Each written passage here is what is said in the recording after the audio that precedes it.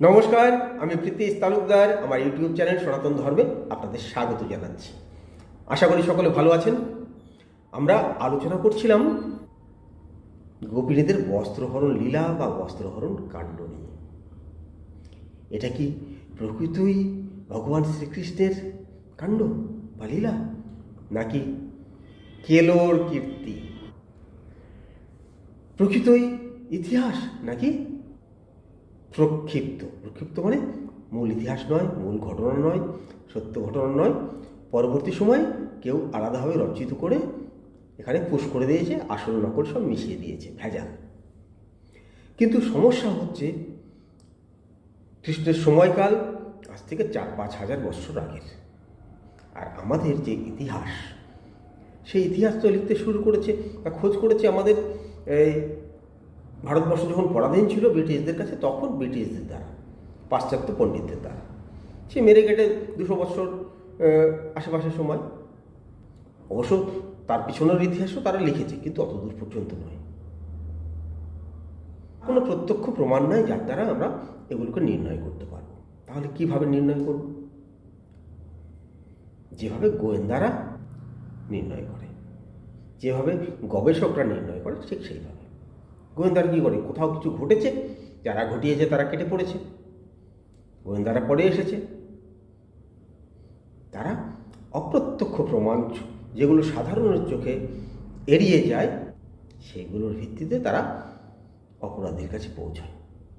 আমরাও যে প্রমাণ পাচ্ছি, যে তথ্য পাচ্ছি পুরাণে, মহাভারতে ইত্যাদিতে, তার মাধ্যমে আর সত্য সিদ্ধান্তে পৌঁছানোর চেষ্টা করব। এটা কি প্রকৃতই ভগবান শ্রীকৃষ্ণের কাজ নাকি প্রক্ষিপ্ত? আসুন সরাসরি একেবারে পয়েন্টে যাই।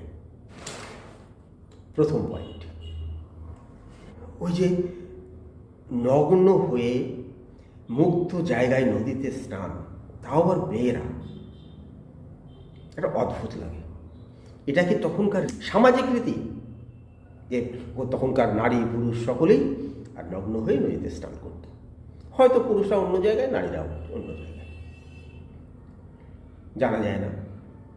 যদি তখনকার রীতি হয়, তাহলে কৃষ্ণ বলছে এটা জলদেবতার অপমান। তা কৃষ্ণ কি করছে? নারীদের বলেছে জলদেবতার অপমান হয়েছে, অতএব তোমরা জলদেবতার কাছে ক্ষমা চাও, এইটুকুই। তারপরে ওরা ক্ষমা টমা চেয়েছে, তাদের বস্ত্র দিয়ে দেওয়া হয়েছে, তারা চলে গেছে। তার রীতি যদি হয়, সবাই যদি ওইভাবে স্নান করে, তা সেই রীতির তো বিলোপ হলো না, ওই মেয়েরা তাদের মতো চলে গেল। গোবর্ধন ধারণের কালে দেখেছি যে ইন্দ্রযজ্ঞ বন্ধ করে গিরিযজ্ঞ শুরুর জন্য কৃষ্ণ বর্ষিয়ানদের বলেছে, যুক্তি দিয়ে বুঝিয়েছে, তারা গ্রহণ করে নিয়েছে, ইন্দ্রযজ্ঞ বাদ দিয়ে গিরিযজ্ঞ শুরু করেছে। কিন্তু এখানে এমন তো হলো না, সমাজ জানলো না, বর্ষিয়ানরা জানলো না, কিচ্ছু না। ওই মেয়েরা নিশ্চয়ই এ নিয়ে আর আলোচনা করেনি, তেমন কোনো নিদর্শন পাওয়া যায় না, আর তার মাধ্যমেও সমাজে পরিবর্তন আসবে না। তাহলে জলদেবতার অপমান এইটা খাটছে না, কারণ কৃষ্ণ এই রীতির বিলোপ ঘটাচ্ছে না, এবং ওই অজুহাতে সেখানে আসাটাও ঠিক মেনে যাচ্ছে না। তাহলে কি? আর একটা দিক, তখনকার রীতি নয় ওটা। ওই তরুণী কিশোরী যুবতীরা নিজেরা ব্যতিক্রম ঘটিয়ে ওইভাবে জলে নেমেছিল, কাপড় চোপড় পাড়ে খুলে রেখে জলে নেমেছিল। এটা কি হতে পারে? এখনও পৃথিবীর বিভিন্ন জায়গায় জঙ্গলে বসবাসকারী অনেক জাতি উপজাতি আছে যারা নগ্ন ও অর্ধনগ্ন আছে। আমাদের আন্দামান দ্বীপের জরোয়া অঙ্গি উপজাতিও নগ্ন ছিল, আজকাল কিছু কিছু পরিধান করছে।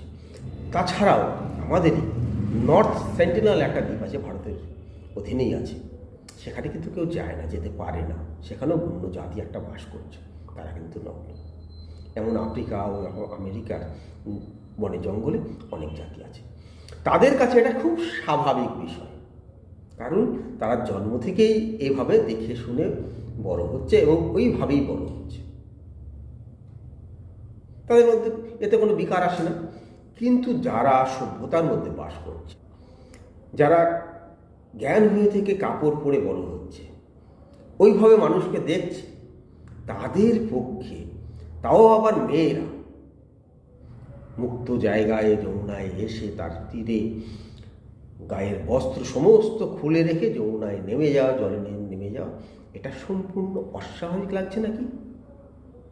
আপনারা নিজেরা একটু ভাবুন তো, যদি এটি না হয়, একেবারে অস্বাভাবিক, কারণ এটা সম্ভবই নয়।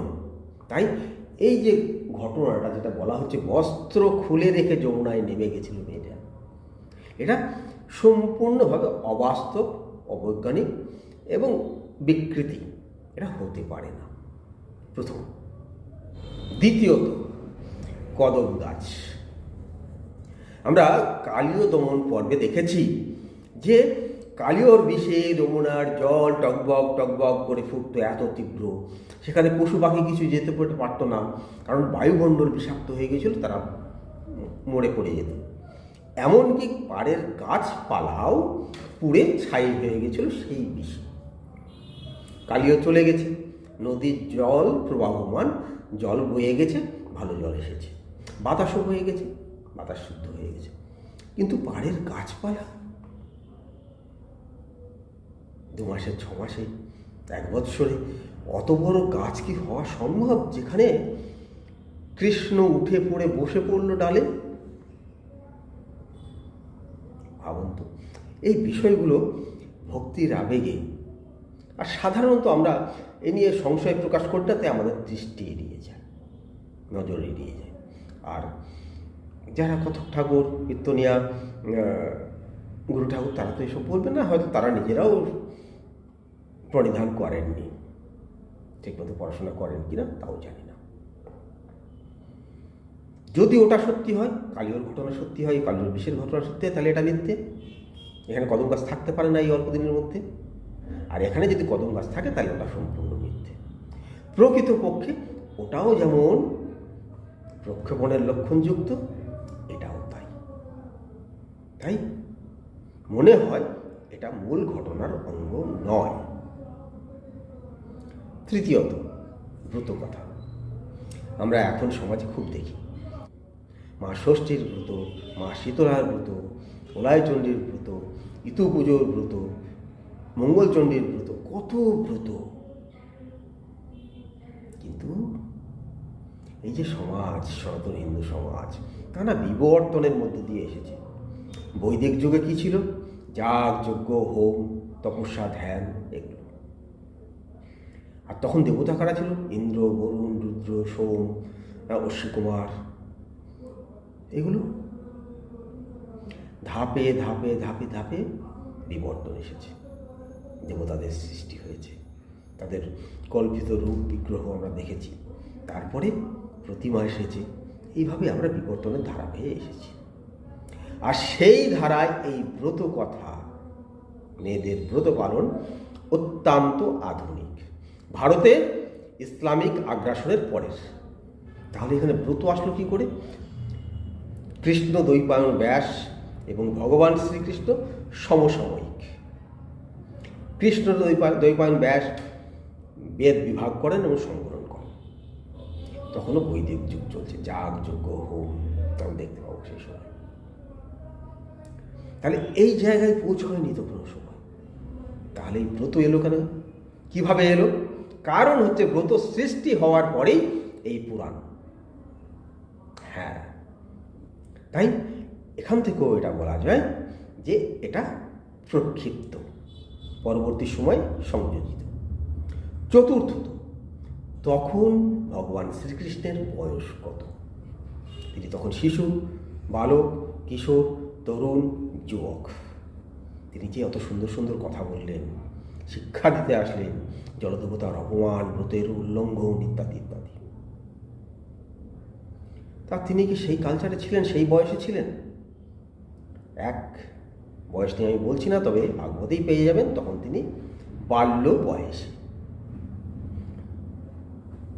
বাল্য বয়স যদি হয়, তাহলে যৌবনোচিত কর্ম তার দ্বারা সম্ভব নয়, সেই জায়গায় যাবে না। বালক বয়সে খেলাধুলোটাই স্বাভাবিক। 1, 2, গোপ বালকদের কাজ কি ছিল? ঘুম থেকে উঠে দুটো খাবার বেঁধে নিয়ে গরুর পাল নিয়ে বনে জঙ্গলে চলে যাওয়া, সেখানে সারাদিন গরু চড়ানো এবং দিনের শেষে সন্ধ্যের সময় ঘরে ফেরা। গৃহবধূ যারা ছিল, গৃহপল্লী, তারা সেই দুধ থেকে মাখন, ঘি, ছানা ইত্যাদি তৈরি করত। আর যারা গৃহস্থ তারা কী করতো? সেগুলো নিয়ে নগরে গিয়ে বিক্রি করত। এটাই তাদের জীবনধারা। তখন পর্যন্ত কৃষ্ণ গুরুকুলে যায়নি। তাহলে সেটাও ম্যাচ করছে না। পঞ্চমত, এই যে ঘটনা, বস্ত্রহরণের ঘটনা, এ তো ভাগবত পুরাণে আছে, ব্রহ্মবৈবর্ত পুরাণে আছে, কিন্তু বিষ্ণু পুরাণ হরিবংশে নাই কেন? বিষ্ণু পুরাণ তো ভগবান শ্রীকৃষ্ণের মহাভারত পূর্ব জীবন নিয়ে রচিত, হরিবংশও তাই। হরিবংশ রচনার উদ্দেশ্যই হচ্ছে, যেহেতু মহাভারতে ভগবান শ্রীকৃষ্ণের পরবর্তী জীবনটা আছে, এটা বলে রাখি যে ভগবান শ্রীকৃষ্ণকে নিয়ে লেখা প্রথম গ্রন্থই হচ্ছে মহাভারত। যেহেতু মহাভারতে ভগবান শ্রীকৃষ্ণের মহাভারত পূর্বজীবন নাই, তাই হরিবংশের সৃষ্টি। হরিবংশে নাই, বিষ্ণু পুরাণ নাই, ভাগবত পুরাণে কেন, কীভাবে এলো? ভাগবত পুরাণটা, এই যে একটু আগেই বললাম, ভাগবত পুরাণ অনেক অনেক পরবর্তী সময়ের সৃষ্টি। অধিকাংশ পুরাণই তাই, যা পুরাণ নিয়ে আলোচনার সময় সেটা হবে। ভাগবত পুরাণ গুপ্ত যুগের সৃষ্টি। এখন আপনি বলবেন, তা মানব কেন? সব পুরাণই তো একই জনের সৃষ্টি, ব্যাসদেবের? একদম না। এই পুরাণগুলোর মধ্যে বৈসাদৃশ্য প্রচুর। বিষ্ণু পুরাণ, ভাগবত পুরাণ যখন বলছে কৃষ্ণ বিষ্ণুর অবতার, তখন ব্রহ্মবৈবর্ত পুরাণ বলছে না না, কৃষ্ণ কৃষ্ণই, বিষ্ণুর অবতার নয়। তিনি বৈকুণ্ঠে থাকেন না, তিনি আরও উপরে গোলকে থাকেন। আরও শুনতে পাওয়া যায়, আরে না না, তাও না, কৃষ্ণ কৃষ্ণই, তিনি রাসমণ্ডলে থাকেন, সেখানেই গোপিনীরা থাকেন। তা একজনের যদি লেখা হয়, তাহলে এই বৈসাদৃশ্য কেন? তাছাড়া আর একটা ক্লু দিয়ে রাখি আমি, এই বিষ্ণু পুরাণ, সেখানে যে বৌদ্ধ ধর্মের প্রবক্ত, সে বুদ্ধকে বলা হচ্ছে দানব, মায়ামোহ, যাগযজ্ঞ, বৈদিক রীতির বিরোধী, বেদ বিরোধী। অথচ সেই বুদ্ধই ভাগবত পুরাণ, ব্রহ্মবৈবর্ত পুরাণে এসে হয়ে যাচ্ছেন ভগবানের বিষ্ণুর অবতার। এবার বলুন তো, বিষ্ণু পুরাণ এবং ভাগবত পুরাণ, ব্রহ্মবৈবর্ত পুরাণ যদি ব্যাসদেবী রচনা করে থাকেন, তবে তিনি এমন বলবেন কেন? তিনি কি গাঁজা খেয়ে লিখতেন? এর কারণ হচ্ছে কি, বৌদ্ধ ধর্মের প্রবল প্রতাপে হিন্দু ধর্ম সংকুচিত হয়ে পড়ে। এরকমই এক সময়ে সপ্তম অষ্টম শতকে আচার্য শঙ্করের আবির্ভাব। তিনি সারা ভারতবর্ষ পর্যটন করে আর বৌদ্ধ পণ্ডিতদের তর্কে পরাজিত করে তাদের আর সনাতন ধর্মে ফিরিয়ে আনে। এইভাবে ফের বৌদ্ধ ধর্ম থেকে সনাতন হিন্দু ধর্মে পুনরায় আগমন শুরু হয় এবং ফের সনাতন হিন্দু ধর্ম সমন্বয় প্রতিষ্ঠিত হয়, আর বৌদ্ধ ধর্ম আস্তে আস্তে সংকুচিত হয়ে যায়। এই সময়ে তাদের যে আরাধ্য দেবতা, সেই বুদ্ধ, তাকেও সনাতন হিন্দু ধর্মে ক্রমে ক্রমে জায়গা দেওয়া হয়, সম্মান দেওয়া হয় এবং বিষ্ণুর অবতার বলে স্বীকৃতি দেওয়া হয়। যেহেতু বিষ্ণু পুরাণ শঙ্করাচার্য পূর্ববর্তী সময়ের, তাই সেখানে বেদ বিরোধী বুদ্ধ, যেহেতু সে সনাতন হিন্দু ধর্মের ব্যাঘাত হচ্ছে, বেদের সমালোচক, তাই দানব, যাগযজ্ঞ বিরোধী, তাই দানব, সমালোচনা করা হয়েছে, তাকে অসুর বলা হয়েছে, দানব বলা হয়েছে। আর যেহেতু শঙ্করাচার্য পরবর্তী সময়ে বুদ্ধরা সনাতন হিন্দু ধর্মে পুনরায় মিশে যেতে শুরু করলে, মিশে গেলে তাদেরও যে আরাধ্য ছিল, তাদের যে মনে অধিষ্ঠিত ছিল বুদ্ধ, তাকেও সম্মান দেওয়া হয়। তাই সেখানে বুদ্ধ সনাতন হিন্দু ধর্মের এক অবতার বিষ্ণুর। এই হচ্ছে পাঠ্য। তাই এই যুক্তি টেকে না। এবার মুখ্য একটা যুক্তি, কৃষ্ণ কি কাপড় চুরি করতে একা এসেছিল? ভক্ত ভগবানের লীলা। আবার কে আসবে? ভগবান তো শ্রীকৃষ্ণ, আর ওরা তার ভক্ত। ভক্ত সেই কুমারীরা আর ব্রত করছিল, ব্রতের ফল দিতে এসেছিল, তাকে মনে মনে প্রার্থনা করত, তাদের আশীর্বাদ দিতে করে এসেছিল, তাদের ব্রতের সাফল্যের স্বীকৃতি দিতে এসেছিল, তাই না?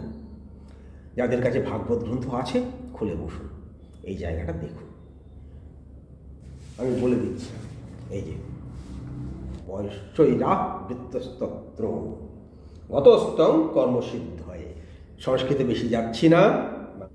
সমবয়স্য পরিবৃত হয়ে সেই যমুনা পুলিনে গমন করিলেন ভগবান শ্রীকৃষ্ণ। তীরে পরিত্যক্ত গোপকন্যাদের বস্ত্রগুলি সংগ্রহ করে তিনি সত্তর একটি কদম্ব বৃক্ষে আরোহণ করলেন এবং তার সঙ্গী বালকেরা এই কৌতুক দেখে হাসতে থাকলে তিনি নিজেও হাসতে হাসতে কুমারীদের পরিহাস করে বলতে লাগলেন, ওহে অবলাবন, ইত্যাদি ইত্যাদি। দেখে নিন দ্বাবিংশ অধ্যায় 10ম স্কন্ধ 8 থেকে 10 শ্লোক। এবার কি বলবেন? এটা গুরু ঠাকুররা বলবেন, তার হয়তো ভালো করে পড়েও না, পড়লেও তাদের সঙ্গে এটা শ্যুট করে না। কথকরাও বলবে না, কীর্তনারা, কারণ তাদের অন্য কিছু ফেরি করতে হবে। ভক্ত ভগবানের লীলা কোথায় গেল? কৃষ্ণ ভক্ত তার বন্ধুরা, তারাও তো মজা লুটছিল তাহলে ওই নগ্ন যুবতীদের, তরুণীদের, কিশোরীদের। ওই কিশোরীরা যখন বাধ্য হলো উঠে আসতে নিজেদের হাত দ্বারা নিজেদের শরীরকে ঢেকে, তখনও কৃষ্ণ তাদের হাতকে সরাতে বাধ্য করেছিল, সেটাও তারা দেখলো এই বন্ধুরা, তাই তো? এটা কি আধুনিক যুগের এই চ্যাংড়াদের কাণ্ড কারখানা মনে হচ্ছে না? তাহলে ভক্ত ভগবানের লীলা কি এখানে খাটছে? তাই এটাও সম্পূর্ণ অবিশ্বাস্য এবং এই যুক্তি টেকে না, প্রক্ষিপ্ত। এটা সম্পূর্ণ ঘটনাটাই আসল নয়, ভেজাল। তাহলে কি পেলাম আমরা? কোনোটাই যেন টিকছে না। ওই যে গোপকুমারীদের নগ্ন হয়ে জলে নামা, জলদেবতার অপমান, ব্রতের উল্লঙ্ঘন, কদম গাছ, পুরাণের বৈসাদৃশ্য, শ্রীকৃষ্ণের বয়স এবং উপদেশ, এবং সর্বশেষ ভক্ত ভগবান, সেখানে চ্যাংড়া সঙ্গে। তার মানে কোনোটাই যেন মিলছে না, যুক্তিতে আসছে না। তাই বলাই যায় যে এটা ভগবান শ্রীকৃষ্ণের জীবনের প্রকৃত ঘটনা নয়, ব্যাসদেবের লেখা ঘটনা নয়, এটা কেলোর কীর্তি। কেলো বলতে শ্রীকৃষ্ণ নয়, এখানে আমি যাকে বলছি, শ্রীকৃষ্ণ থেকে কৃষ্ণ, কানহা, কানা, কেলো যে অপসৃত, সে কৃষ্ণ নয়, এ কেলো আলাদা, ব্যাসদেব নয়, অন্য কেউ যে আলাদাভাবে এটা রচিত করে কৃষ্ণ জীবনের সঙ্গে সেটা দিয়েছে, সেই কেলো যে কালিমালে পণ করেছে, সেইগুলো কথা বলছি আমি। এটা কৃষ্ণের কীর্তি নয়, কেলোর কীর্তি। আগামী সপ্তাহে আবার দেখা হচ্ছে। যদি ভালো লাগে, যদি প্রয়োজন মনে করেন, লাইক, শেয়ার, কমেন্ট করবেন। আর যে দ্বন্দ্ব থাকলো তার জন্য আমাকে প্রশ্ন করবেন, এবং বাকি আলোচনা আগামী পর্বে। ধন্যবাদ।